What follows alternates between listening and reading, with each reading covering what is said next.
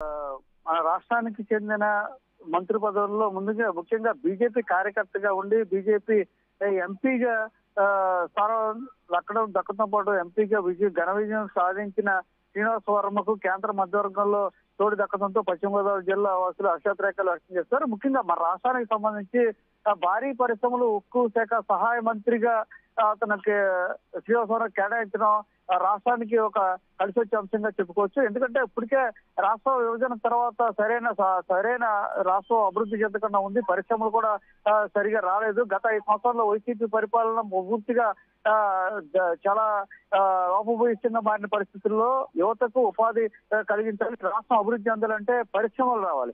అటువంటి పరిశ్రమల శాఖ బీజేపీ ఎంపీ శ్రీనివాస్ వర్మ రావటం ఒక రకంగా చెప్పాలంటే మన రాష్ట్రానికి మంచి రోజు వస్తున్నట్టు కూడా భావించవచ్చు. ఎందుకంటే నిజాయితీగా నిబద్ధత కలిగిన శ్రీనివాస్ వర్మ పరిశ్రమల కోసం కృషి చేసే పరిస్థితి అవకాశం కూడా ఉంది.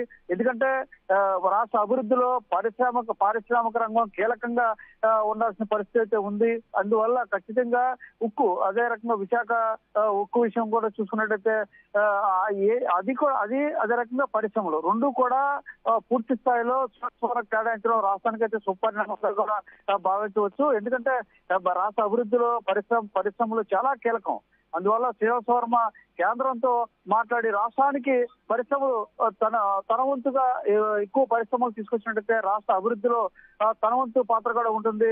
అందువల్ల శ్రీనివాస్ వర్మకే ఏదైతే పరిశ్రమల శాఖ సహాయ మంత్రి కేటాయించడం అనేది చాలా కీలకంగా కూడా చెప్పుకోవచ్చు. విశాఖ ఉక్కు పరిశ్రమ విషయంలో కూడా కొంత అపోహలు ఉన్నాయి. దాన్ని కూడా తొలగించేందుకు శ్రీనివాస్ వర్మ కృషి చేయడానికి ఆస్కారం ఏర్పడుతుంది. అదే రకంగా పరిశ్రమలు ఎక్కువ తీసుకురావడం ద్వారా త్వరితగతిన రాష్ట్రం అభివృద్ధి చెందిన రాష్ట్రంగా ముందుకు తీసుకెళ్ళడానికి కూడా అవకాశాలు ఉన్నాయి. ఇప్పటికే ఉపాధి లేక నిరుద్యోగం కూడా తాండవిస్తున్న పరిస్థితి రాష్ట్రంలో ఉంది. ఈ నేపథ్యంలో ఖచ్చితంగా ఈ శాఖ ద్వారా శ్రీనివాస్ వర్మ మన రాష్ట్రానికి ముఖ్యంగా న్యాయం చేస్తారని కూడా భావించవచ్చు. శ్రీనివాస్ వర్మకి ఈ పరిశ్రమ శాఖ సహాయ మంత్రి కేటాయించడం పట్ల జిల్లా వాసుల్లో కూడా హర్షాతిరేకాలు వ్యక్తమవుతున్న పరిస్థితి జిల్లాలో చోటు చేసుకుంటుంది.